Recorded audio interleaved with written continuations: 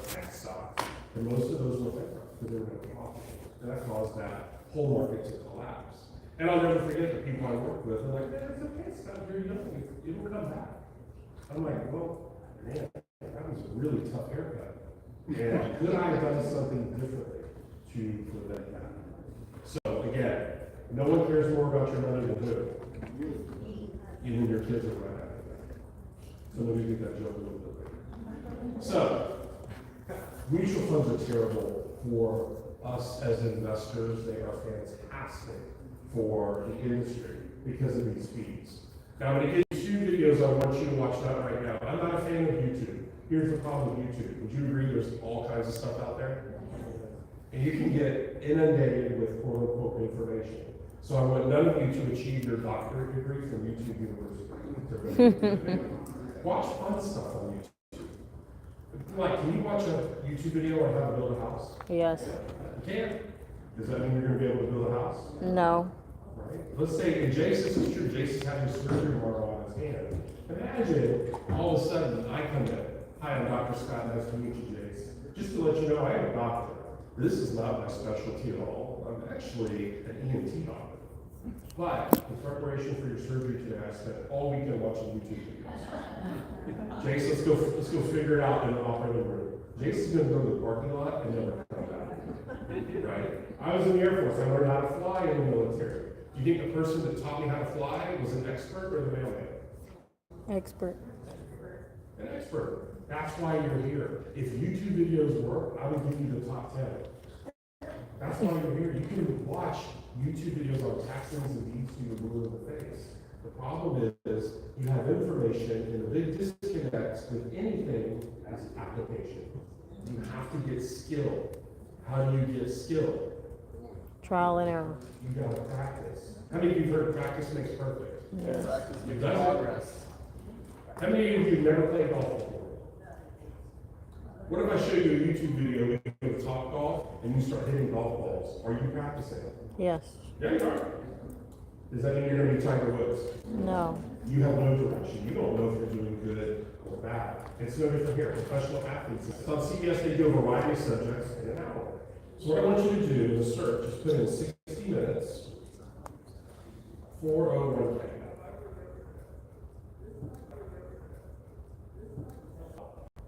This was produced during 08. Legislature to make the industry disclose all the fees. Now, how many of you have a form to have legislation passed for fee transparency? The lobbying group was too powerful. Wall Street has a lot of money. And they know for them, this is a humongous moneymaker. And if it's not worth it, don't face it. They don't want you to know. You don't know what you don't know. After I'm done, you will know what you know. Now you need to do something about it. So you watch that. And of course, the most entertaining will be the lobbyist who loves 401ks because that's who he works for, the 401k industry. So watch that. It's really going to open your eyes. Everybody pays at least 2%, at least.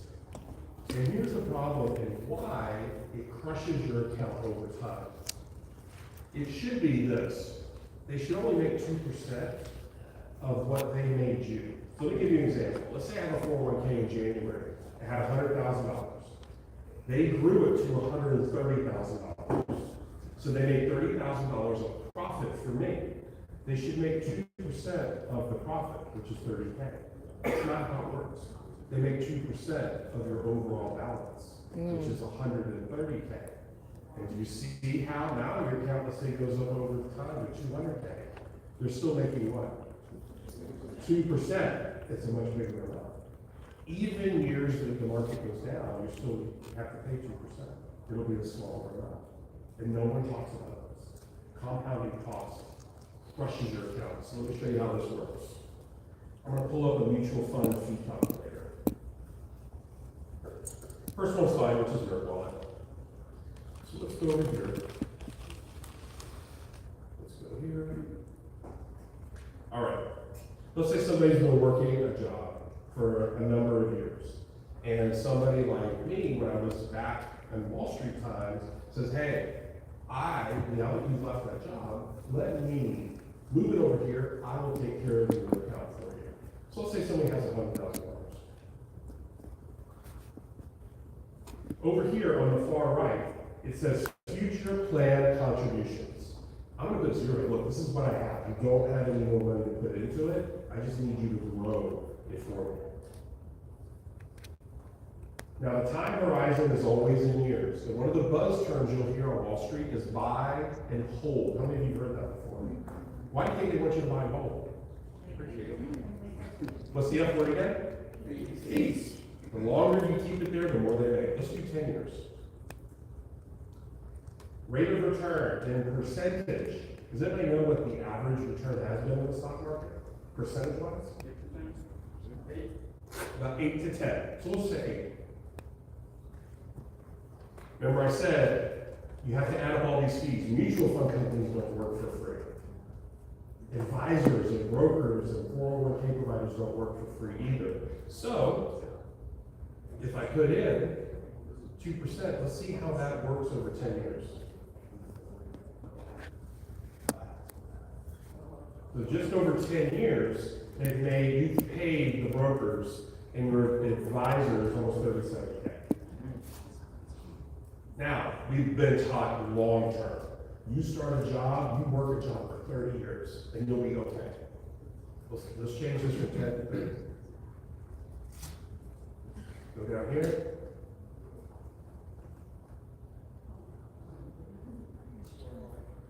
So you should be near almost 1.3 million, but you won't. I remember my 401k, the only time I felt like it went up was when I contributed to it. Because of fees and the market doesn't always go up. If the market always went up, we wouldn't be here.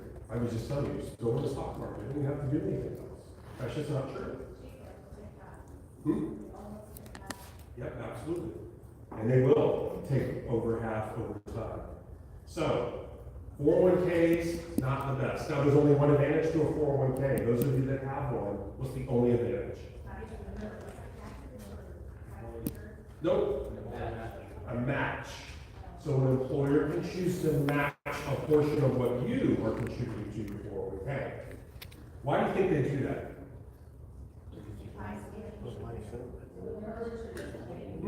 Write-off. Write-off on business taxes. They're doing it so they can write it off. 401ks were not popular until the late 1970s. Before then, most people have what looked like retirement looked like pensions. The problem is pensions are too expensive, and employers don't like that. They don't like that they don't know how long they're going to live. They can try to guesstimate, but something that could be for a long period of time versus we'll offer 401k, we will match a portion of it, and when you leave this job on your terms or our terms, you're done. We will no longer contribute anything. It's way cheaper. And that is why 401k really, except for very, very, I would say, targeted career paths, pensions are pretty much done. And all pensions are underfunded, just so you know. And that's why you're seeing employers giving these employees lump sums of money instead of pensions. All the automakers did it. That's what led to the financial crisis.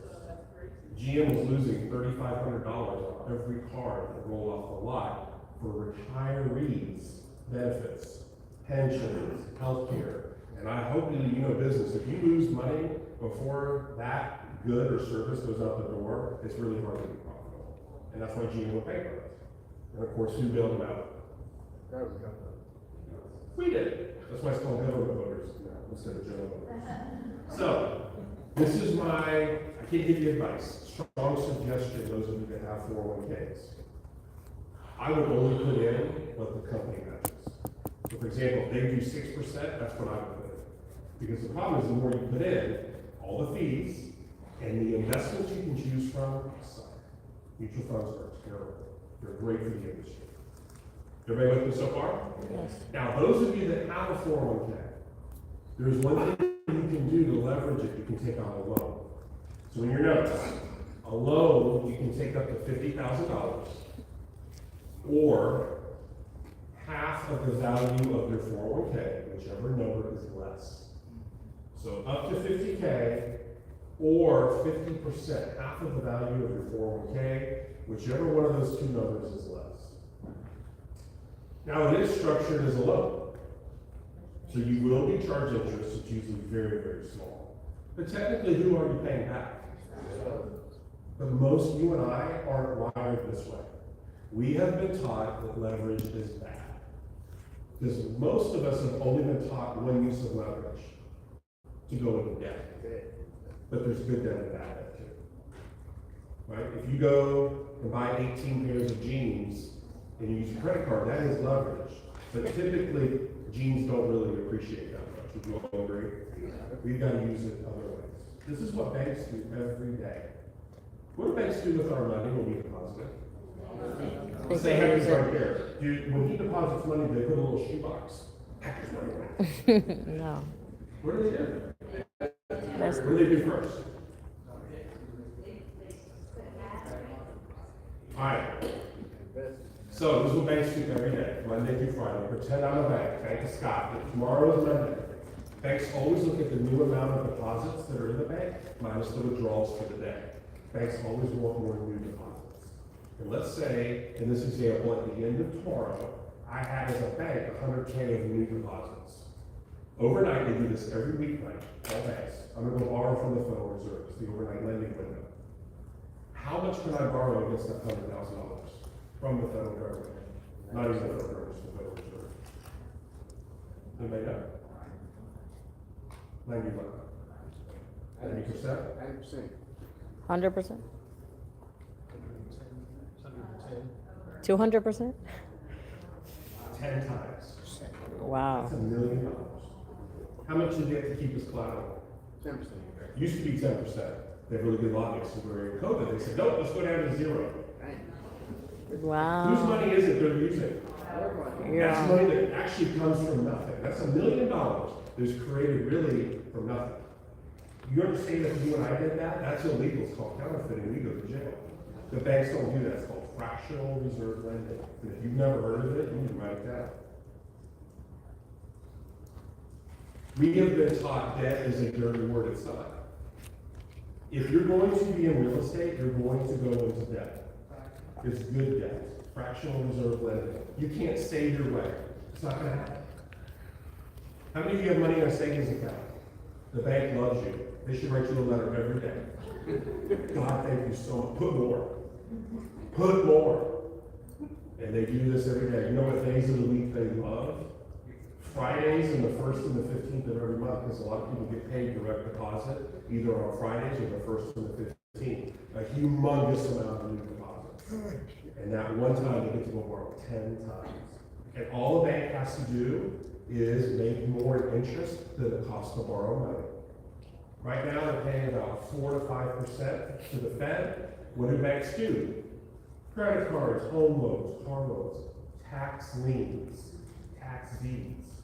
And it's the arbitrage, the difference between the two. And I'm going to tell you, when my eyes opened, I never thought of it that way. My dad was chairman and CEO of Save for a Rainy Day. Only spend it if you have it. And he had all his money in CDs. And you know what that stands for? Certificates of debt or depreciation. Because the bank is going to pay you pretty much where inflation is at. Right now you're getting 5 to 5.5%. Well, guess where inflation is? Right there. And you and I can't control inflation. I see people complaining about it. I'll go to the grocery store. How many of you been to Whole Foods lately?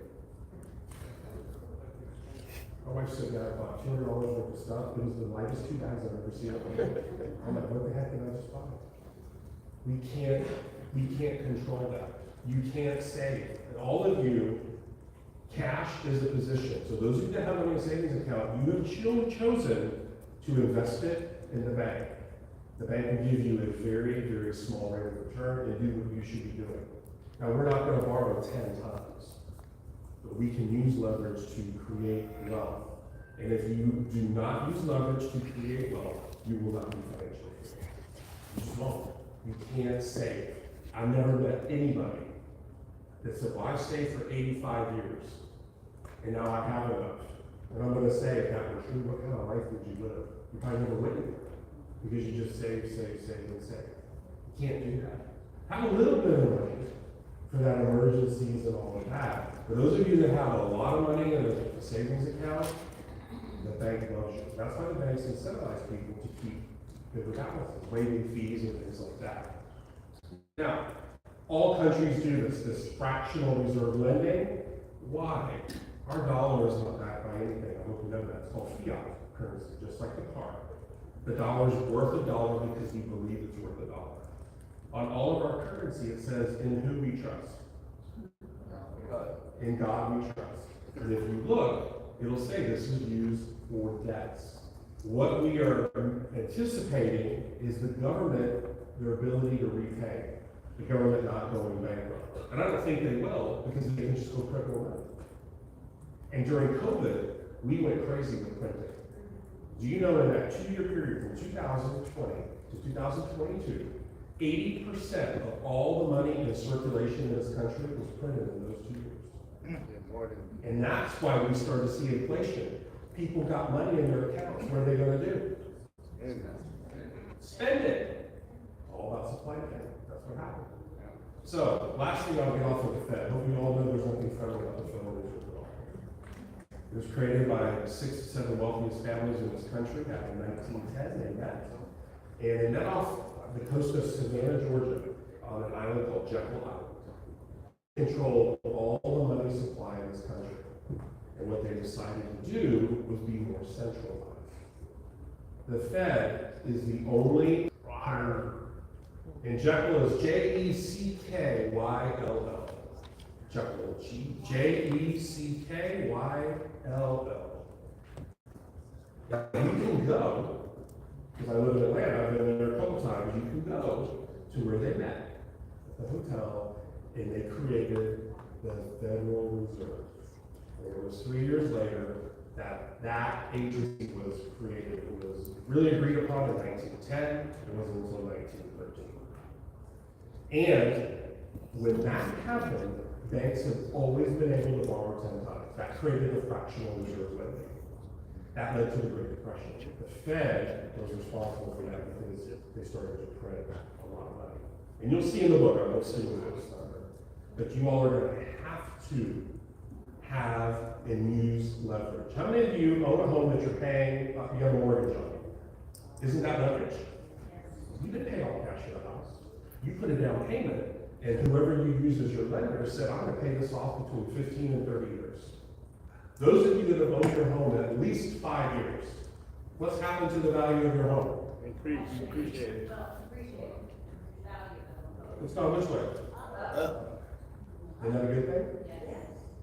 But you use leverage. What if someone said, no, I'm going to wait. This is fine. I'm going to save. I want to pay cash for the house. They'll probably still save it.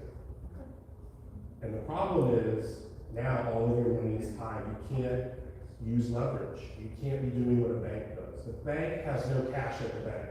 I hope everybody knows that. I had to call, so this week is our annual trip to go to Cancun. And I always get a bunch of dollar bills to tip everybody. I have to call the bank on Friday to let them know I'm coming in next week. I'm going to have to go in 2 different times to just get $300 in $1 bills. The bank doesn't have the money. But most of us are cashless anyway. We do debit cards, credit cards, Apple Pay. But try to go to your bank tomorrow, ask for $5,000 in cash. Get ready. They're going to ask you like you're at the border. So what do you want? Well, it's my money, why do you care? They don't have it, they're going to take it come back. Because they are doing that leverage. Now, we're not going to go 10 times and go crazy like a bank. But I'm telling you, all of you, if you think you're going to save your way to being financially free, it's just not the way it is. That's not the way the system is developed, the way the system works. And until you realize that, it's going to be really hard for you to become a little uncomfortable. All of us, we've got to become uncomfortable. It's not easy. If it real cliche easy, everybody would do it. But you all are going to have to get out of your comfort zone. If you don't, that's the reason you're here. You're going to keep doing the same thing you've been doing. And that's the definition of their saying. Don't do that. If not real estate, there's really only a couple other ways to create wealth. It's not working for somebody else. You're either going to have to start a business, buy one, or franchise, or invest in the market. And the problem is you don't get the same type of leverage and the same type of tax breaks. Everybody with me? All right. So that's 401ks, 403bs. Just remember, 23 grand if you're in the age of 50, an additional 7,500 if if you're over the age of 50. The only benefit is the employer match. Now, last thing for 401ks, then I'll move to the next popular retirement account. You gotta look at what's called the vesting period.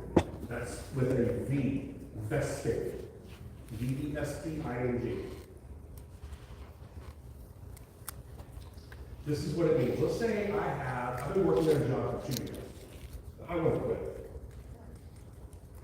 I pull up my last 401k statement, and it shows at the bottom, I'm 50% vested. What does that mean? That means that when I quit, the employer, since I'm only 50% vested, is going to take half of what they contributed back. You don't get that. They can never touch what you put in. But if you're not 100% vested, you need to take 100%, so basically subtract that, and that is what they're going to take back. And what you're seeing is employers are really stretching out vesting periods. Remember, you're not an asset, you're a liability. And they're figuring out what's the minimum we can pay this person so they don't leave. I want you to work for yourself. Hopefully, do you like yourself? Yes. My employer is really good. It's me, very generous. Very, very generous. We'll talk about that.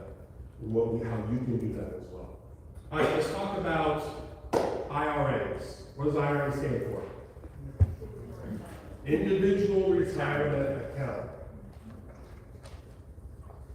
There are two types of IRAs, a traditional and a Roth, R-O-T-H.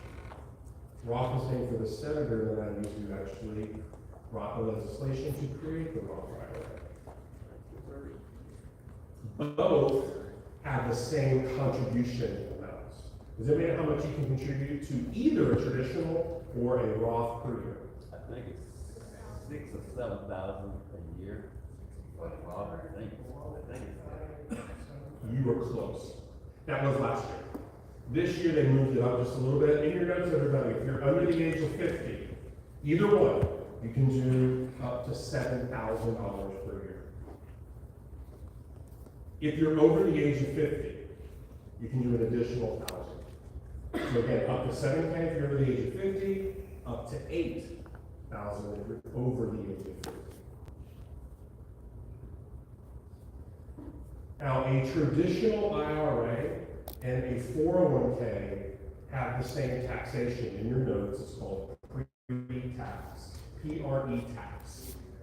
This is how it works. Let's say I'm working at a job, I make $100,000. I contribute $20,000 towards my 401k that year. On your W-2, it's going to show your wages of $100,000, but you contributed $20,000 to your 401k. The government says you only have to pay income tax on the $80,000 income. We won't tax you on what you put in to your 401k. That's the same as a traditional IRA. And here's the theory behind it. Remember, all of these accounts, you want them to grow. $100,000, $200,000, $300,000, $400,000, $500,000. You don't pay capital gains taxes, because capital gains is a much higher percentage. On a traditional IRA and a 401k, once you're 59 and a half, and you start taking money out, you're going to be taxed as income. So let's say I have $500,000 in my 401k. Next year, I want to take out $80,000 of it. At the end of the year, I'm going to get a 1099. I'll have to report the $80,000 as income to the IRS. Well, the theory, and it's right, is income tax percentages are way less than capital gains, because capital gains is typically about 50%. A Roth IRA is different though. In your notes, you need to get a Roth IRA before the government changes their mind. And all of you can get on it. A Roth, you still have the $7,000 or $8,000. Here's the difference. You're going to put and contribute the money with money you've already paid taxes on. So those of you that work, don't you have your gross pay? You have a gross when you think about that. And then you have taxes taken out. Now you don't have state income tax, but you have federal tax and FICA and all that. And then you have your net pay. Isn't that how you pay your bills right now? It's already taxed. That's how you're going to contribute to the Roth. Well, since you've already paid taxes on that money, remember, you don't pay capital gains. When you start taking money out, you can't be double taxed. So with a Roth, let's say you're 60 years old, and you've got $1 million in your Roth IRA, you can take as little or as much as you want, because you don't pay tax on it. At any time? What you're over 59 at tax. Yep, you don't pay tax on it. Now, the cool thing is, all of you can open up a Roth. Now, a Roth is pretty lucrative in a good way. Do you think there are some stipulations that the government has put into place? First thing is you do have to have income. You have to be some form of income to contribute. And the other thing is you can't make too much money. I think it's over 145 grand. If you make more than that, you can't contribute to a Roth. However, do you think there's legal workarounds? Yes. Yeah. They sure do. And you know, it's all the time to talk about it. It's called a backdoor Roth. Backdoor, like taking the back door of your house. So there's legal ways to make too much money. One of the things you will see is the tax rules are written for people with money and business owners. They're not written for employees. Your employer is writing you off. You can't write, unfortunately, your employer off. Yet. So if your goal is to eventually say, look, I want to do this, and the income that I'm making, I want it to exceed where I work, and now that just gives you choices. If you love what you do, keep working there. If you don't, you now have some choices on what you want to do. So, those of you that I don't even have an IRA. So, is it with one of the big firms? Okay, let me ask you a question. Can you buy tax liens inside of your IRA? What if you had your account at Schwab? Schwab's a humongous broker, or Fidelity, or Vanguard. No. Can you buy tax deeds inside of your IRA? No. Where do they make their money? The F word. They don't want you to be doing little transactions inside of your IRA. They'd rather put you in an account, don't look at it, just let them make those compounding fees every single year. So, we have in Brian Peterson, and just like Brian said, this is one of our preferred vendors that we use. In front of you, you have a pamphlet from Monarch. If you would pull it out and take a look at it, just so you know, the IRS says you can invest in real estate in your IRA. Your big firms just don't allow it because it's not their model. Their model is mutual funds and managed accounts and fees. And you can see they're doing just fine. In your notes, do you know you can do tax liens inside of an IRA? So instead of just doing like stocks, for example, you may do a tax lien inside of it. We're just going to stay there. And then you want to do tax deeds. All five of you. So the five of you that raise your hand, you can do tax deeds inside of your IRA as well. Yeah. And then you want to do rental properties. Yeah. You know you can own rental properties inside of your retirement account. How many of you want to do, when the market's right, fix and flips? Yeah. You know you can do that side of the IRA too. And it stays in there, it's going to go tax deferred. My dad used to always say, ignorance is bliss. But it's not, it's expensive. So, those of you that have IRAs, you can move them from one firm to another without penalty. Just think of it almost like a bank. Let's say you have your IRA at Fidelity, you go, you know what, I don't want it there anymore. I want it at Monarch because now I have more things to and choices to invest in. There's no penalty, you're just moving it from one firm to another firm. It's all done electronically, it takes about 2 weeks. Those of you that do not have a Roth IRA, in your notes, you need to get with them to open one. Because what are the contribution limits for a Roth? They're both the same as a traditional. What if you're at the age of 50? How much can you put in? Up to 7. It's an open book quiz. You can take a look at your notes. 7,000 or 8,000. So how do you have an old 401k? Just so you know, you need to move that.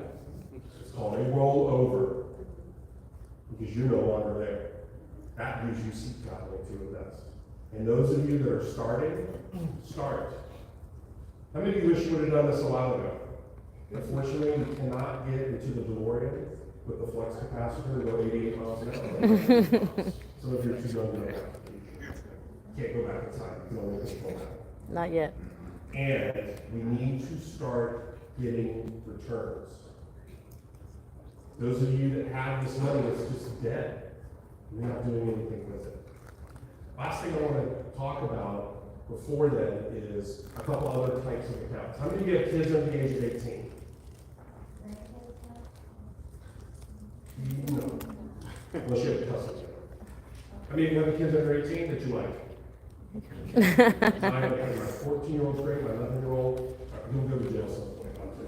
So, just so you know, you can open up minor IRAs. So you know, you can do a minor Roth. Now you're in charge until they're 18 because they're a minor, but it's giving them more what? Time. Compounding. So those of you that have kids under 18, or you're a grandparent, tell the parents, open up a minor Roth IRA. I'm going to come over here. I'm deaf, just saying. Because I have my daughter on payroll, should I just transfer the money that, for her payroll into the IRA? I would. The question is, she already has a kid on payroll. That's a question for them to got it. My kid's on the payroll, they work, they're not regular employees. Yet, they're just too young.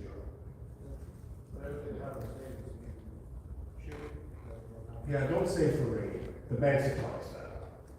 So, all of you have this form in front of you from Monarch. I would highly encourage all of you to fill it out. Those of you that have accounts at other firms, they'll walk you through the whole process. That form is saying, I would like more information. I would like someone from Monarch to actually call me and set up a time that's convenient to spend even more time, to go over what I covered, a high-level overview, but all you need retirement accounts, because they're all tax deferred. You don't pay capital gains.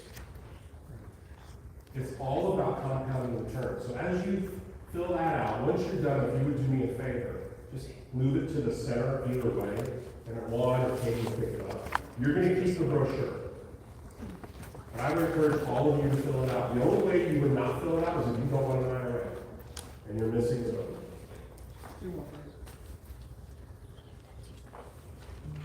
Last thing about investing. Real quick. Does anyone need a Monarch drive, or does everyone have one? Two over here. Okay. As you guys are filling that out, ladies, how many of you heard of the rule of 72? Not many people. Yep, write it down. As you're filling that out in your notes, I'll give you some time. Rule of 72. I'll never forget, this was in the 90s. I had a client of mine, Scott, I need you to cover the rule of 72. I go, this is a very important rule. And I'm going to a meeting, as soon as I'm done, I'll give you a call back.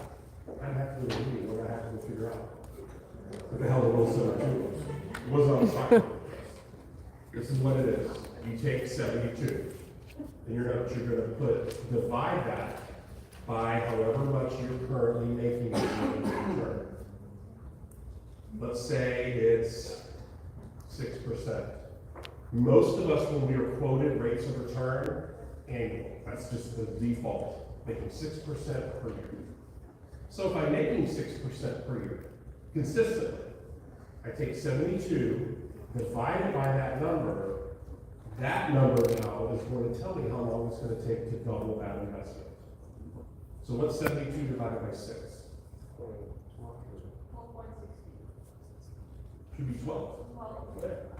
So if I'm consistently making 6% per year, it'll take me 12 years to double whatever I start with. Now, savings accounts typically pay nothing, let's say 1%. What's 72 divided by 1? 72.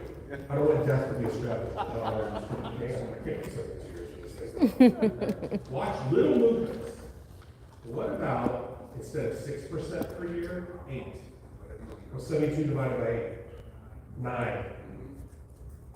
72 divided by 10, 7.2 years. What if I'm making 12% per year? 72 divided by 12 is 6. And the problem is, everybody realize there's a moment, almost like a midlife crisis. Oh my God, we don't have anything for retirement, or we're way behind. And what they typically try to do is they take on too much risk.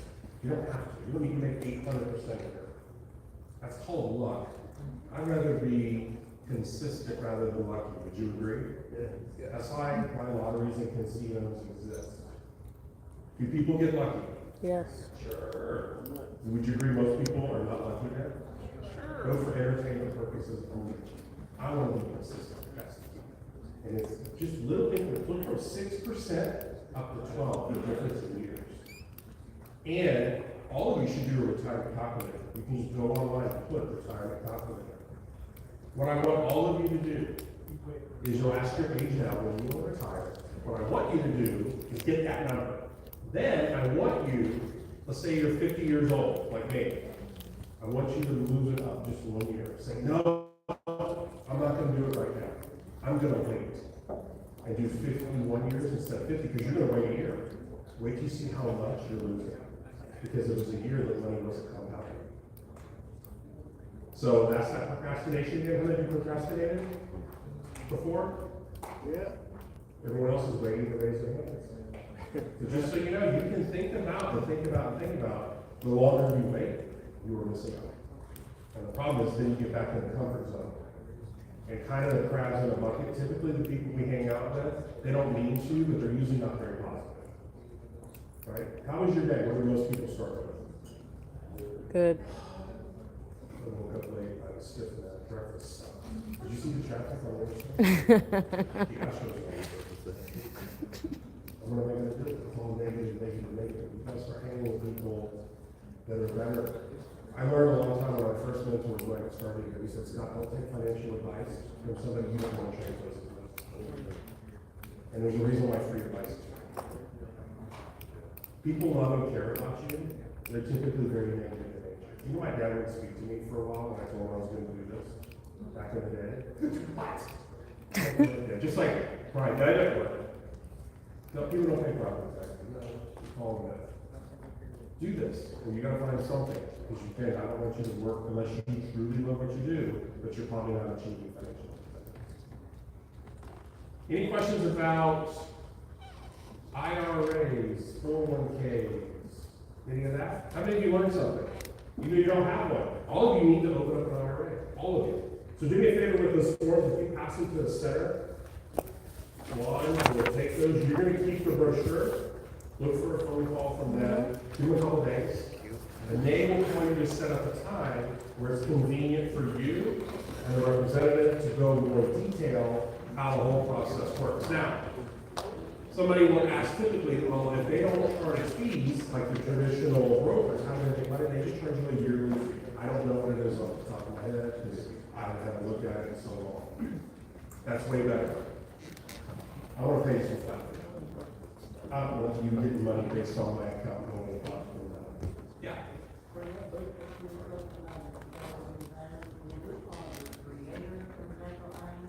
Because I can't find it.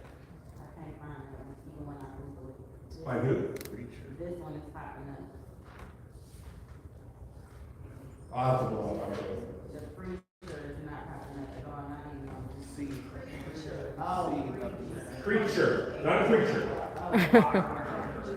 That's Joel Osteen, he's down the street. Yeah, yeah. Creature.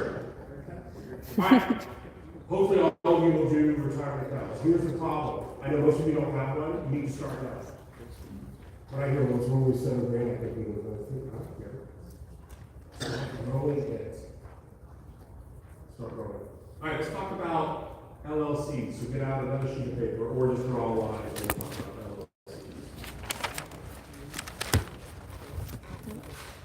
I know Brian talked about it more for asset protection.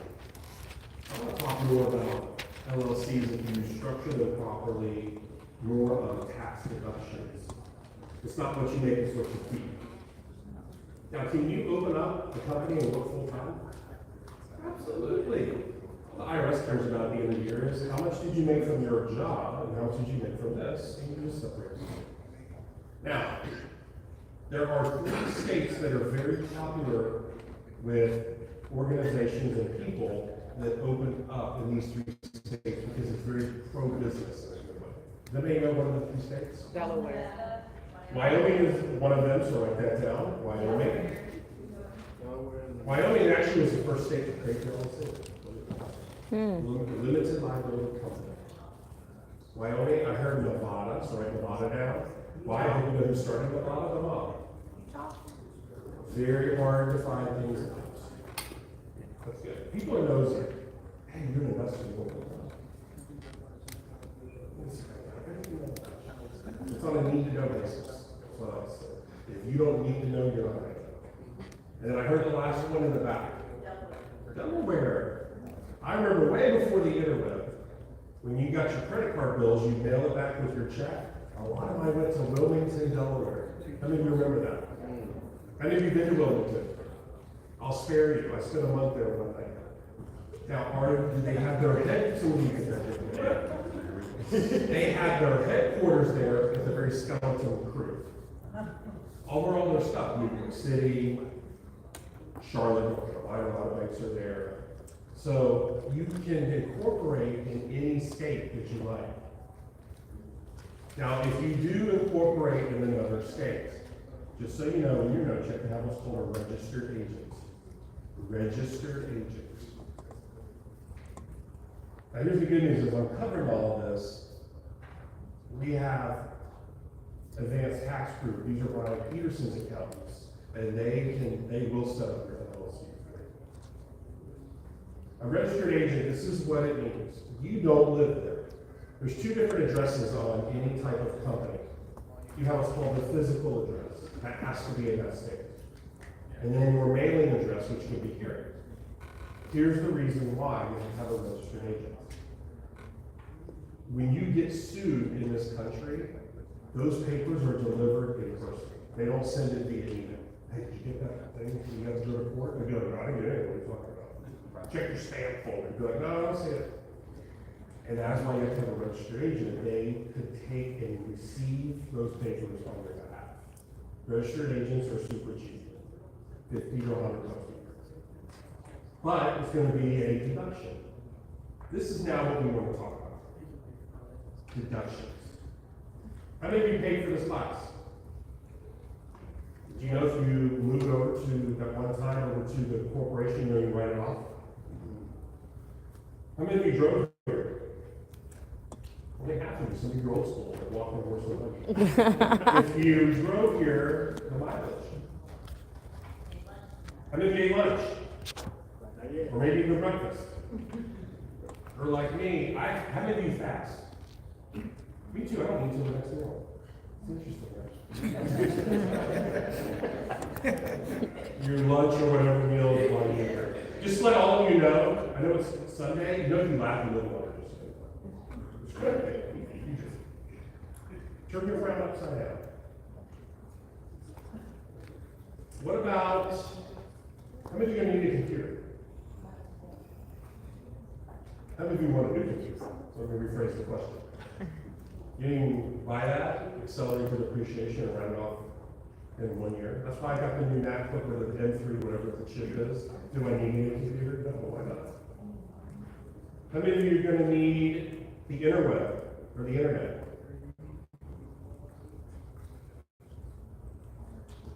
I want everyone to do me a big favor. First, raise your left hand.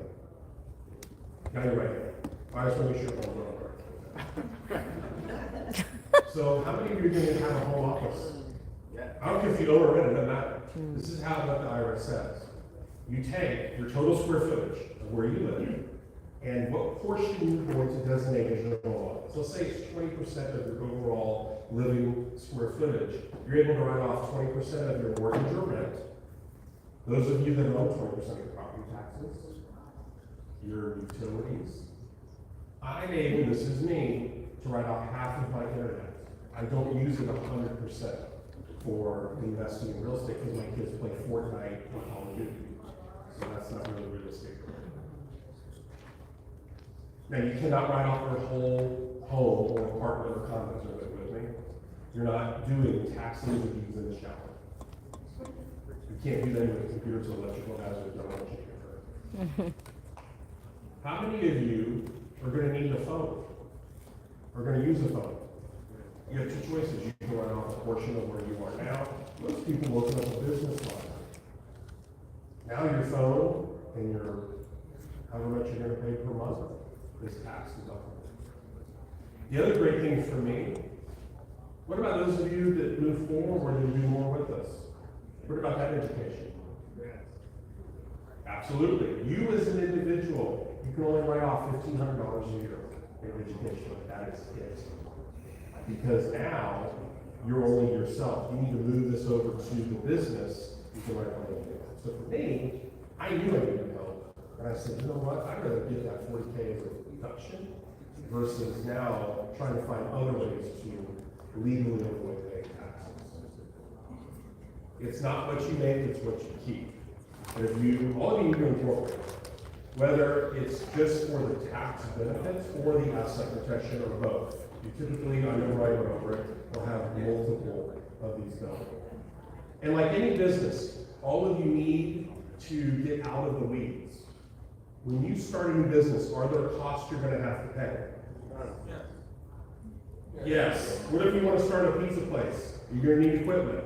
At least there's always costs that you're gonna have to incur. I don't care what you do. So you need to overlook it, but I don't know, well, you're gonna have to at some point, whether you do it today or not, you need to have as your goal. I need to have a corporation as soon as possible. 2 reasons. He went over the asset protection side, so you do get sued, how you're covered. Over here, this is going to be a separate LLC for everyday income coming in. And now it's different. I get to deduct all of these expenses. And now, that's my tax bill, but then I showed you, I know where I talked about it. How do I avoid that? Investing in other things. You want your tax bill basically to be zero. Legally. That's what corporations do. I hope you know Amazon, and Delta, and all, you know, they haven't paid taxes in years. Because Amazon for 10 years was not profitable. Those were losses for 10 years because they were a company, they got to have this big old pie. And now they're profitable, what do? They get to say, no, not until all these losses are covered. And you know what happens with airlines, they're always like this. So the airlines are doing good, and then COVID happened. What happened with flying? It stopped. The airlines lost billions and billions and billions of dollars. So like Delta hasn't paid in years. Because now they have all these losses. Until those are all taken away, they don't pay anything. Now you should have this type of losses. But I hope all you know, most businesses, it takes 2 years to become profitable. I don't care what you do. We're trying to get you there significantly faster. Much, much, much faster. So there's always expenses incurred. Now, in your notes, we have a partnership with Brian Peterson's accounts. It's called Advanced Tax Group. Advanced Tax Group. They'll do all of it for you. And why it's so much better to have this team of accountants. This is all they do in real estate. That's it. I don't want you to do your LLC on LegalZoom. Here's why it's too cookie cutter. So let's say Carlos and I are opening up businesses, totally different businesses. I want to be a real estate investor. Carlos is opening up a bakery. It's going to ask the same general type of questions. It's not specialized. It's just like in our lives. Think about it. If you have something wrong with your knee, you're probably going to go see a knee doctor or an orthopedic surgeon. You're not going to go see a podiatrist. But the same thing, you know, people that have specialized knowledge. Kind of like with Henry Ford. Henry Ford said, I don't know everything, but I have the best people that know every single thing. That's what you want. I'm not the smartest person. He said, I hire the smartest people. So first thing in your notes, big one, they're going to do a consultation. They need to know more about you. All of you are different. In terms of what assets you have now. And your goals and objectives. Number 2, after that, they will let you know what state to incorporate in, and they can incorporate in all 50 states. So those 3 are popular. Doesn't necessarily mean that will be where you incorporate, but they'll tell you the reasons why you're going to incorporate in that state, and the reasons not for the other. So they'll tell you why you're going to be doing it in whatever state that they pick for you. Next one, they're going to do the Articles of Incorporation. The Articles of Incorporation are documents that say on such and such a date, at such and such a time, in this state, this LLC was formed. And it's going to have, after that, whoever you want in your company. Just know, start with you, but you can always, just like any business, add people or remove people. If you can. At least have you on there. Like, for example, I didn't have my kids on there until they were born, because I started doing this before they were born. So as they were born, I added them to the company. Next, they're gonna do the EIN. They're gonna obtain the EIN, that stands for Employer Identification Number. It's a 9-digit number that is the equivalent of a social security number. So when you're doing tax liens and deeds, if you do it in your name, it's gonna ask you for your social security number, because they're gonna send a 1099 attached to that. If you do it as an entity, it's gonna ask what's your EIN. That way, that's the equivalent of a social security number for the business. Now, the business would show that as income, not you personally. A big one in your notes next, operating agreement. Operating agreement spells out the structure of the LLC. Not just that it was created, what's the purpose of it? And it's very important to have a proper operating agreement, just in case you do something negligent and you admit it. Now they're gonna go look and say, what was this business, why was it created? You wanna make sure you're covering yourself. I always say, let's cover your assets. So, if you choose, and we only have about 20 of these, if you choose to do it today, you're gonna save a little bit of money. Always forgive you. Like Black Friday and sales exist. If you wanna do it with us, $995 with advanced tax rate. If those of you that are chronic procrastinators, if you wanna do it later with them, you pay $500 for it, so you pay $1,500. I'd rather you save yourself a little bit of money. If you want to, now, I'm gonna tell you, don't do it on your own unless that is your specialty. So you need to either do it with somebody who's an expert. And I don't think anybody in here is a lawyer or an accountant in real estate. You wanna just pick the right people to do it. That's all. Pick the right people. So, again, we only have so many of these forms. What you'll see on the form, those of you that do want us to incorporate, you can leave the state blank, because first they gotta do the consultation, then they'll put what state you're gonna incorporate in. The other thing down here, you'll see there's space, if you have in your head some names of LLCs that you've been thinking about. You don't have to put that in, but if you've been thinking about it. One word of kind of caution, I wouldn't put your full name on there, just because people are nosy, right? You can do initials, that's perfectly fine. Most people will pick up on that. Like, for example, I grew up in New Hampshire, right, 30 miles north of Boston. And one of my LLCs sounds like the greatest football team in the world. Who's that? How do you know American football? Who's the greatest football team? Detroit Lions. Yeah. Green Bay Packers. You guys are nice. This one, great. Okay, so if you want us to do it, take a form, and you will give your credit card information, either wallet or pay. If you do not want to use them today, please don't take a form. That's a decision you make. We don't have enough. We only have about 20 weeks. So all of you need to incorporate, you just need to decide, number one, when you're gonna do it and who you're gonna do it with. So again, if you want to take a form, do that. And then you found this pretty informative. You know more than stockbrokers right now. You can go past the test. I guarantee all of you get at least 72%. Now, having said that, it is 12:11. We're going to do 30 minutes for lunch. It's a working lunch. We want to get you out of here, give you a little bit of your Sunday back. So everybody, let's please be back right around 12:42, 12:43. So we can call it 12:45. You can go get, I don't know if everything is open. Oh, one last thing. Those of you, when you do get lunch, please, you can't eat here. It's not us, it's the hotel. So I guess they have issues for not you personally. So if you do us a favor, please eat outside and be back in here ready to go now.